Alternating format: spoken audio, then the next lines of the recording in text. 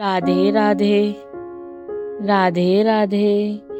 जय श्री राधे, जय श्री राधे। आप सभी भक्तों का हार्दिक स्वागत है। आज हम बात करेंगे उस पावन दिन की जिसे राधा अष्टमी कहा जाता है। यह वही तिथि है जिस दिन ब्रज भूमि में श्री कृष्ण की प्राण प्रिय श्री राधे रानी का जन्म हुआ था। आइए जानते हैं क्यों मनाई जाती है राधा अष्टमी और इसकी पौराणिक कथा क्या है।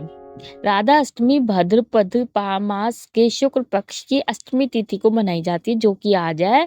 माना जाता है कि इस दिन विष्णु महाराज और उनकी पत्नी कीर्ति देवी के घर श्री राधा जी का जन्म हुआ था।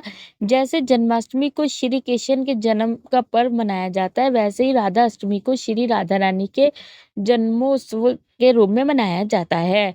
राधा जी केवल एक देवी नहीं बल्कि भक्ति की सच्चे स्वरूप मानी जाती है। कृष्ण भक्ति में राधा का नाम पहले लिया जाता है। राधे कृष्ण जय श्री राधे। यही कारण है कि इस दिन भक्त राधा जी की पूजा कर उनके आशीर्वाद की कामना करते हैं। अब चलिए सुनते हैं कथा। एक समय की बात है जब ब्रज भूमि में विष्णु महाराज और माता कीर्ति बड़ी भक्ति और श्रद्धा से रहते थे।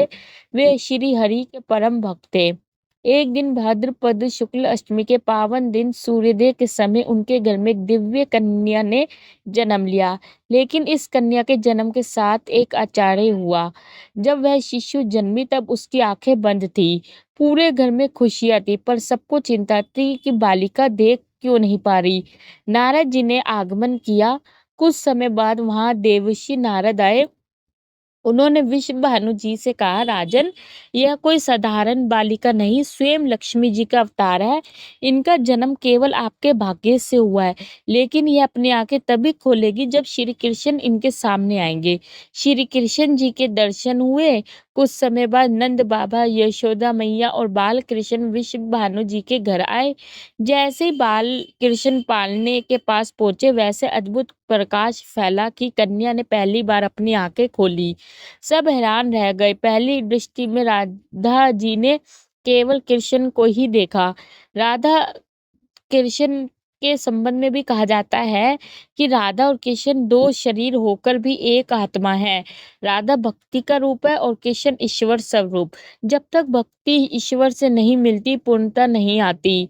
यही कारण है कि राधा का नाम कृष्ण से पहले लिया जाता है। बाल्यकाल में राधा जी ने गोपियों के साथ मिलकर श्री कृष्ण के संग रास रचाए। राधा जी की भक्ति इतनी अद्भुत थी कि स्वयं श्री कृष्ण भी कहते हैं, यदि कोई मुझे पाना चाहता है तो पहले राधा की शरण में आइए। इसी के साथ ये कथा संपूर्ण होती है। अगर आप पूजा या व्रत कर रहे हैं तो इसमें इस दिन भक्त उपवास भी रखते हैं। राधा जी का पंचामृत स्नान कराकर पुष्प, तुलसी और धूप दीप से पूजा करते हैं। राधाष्टमी को व्रत करने से दाम्पत्य जीवन सुखमय होता है। जो भक्त निस्वार्थ प्रेम और भक्ति चाहते हैं उनके लिए यह दिन विशेष है।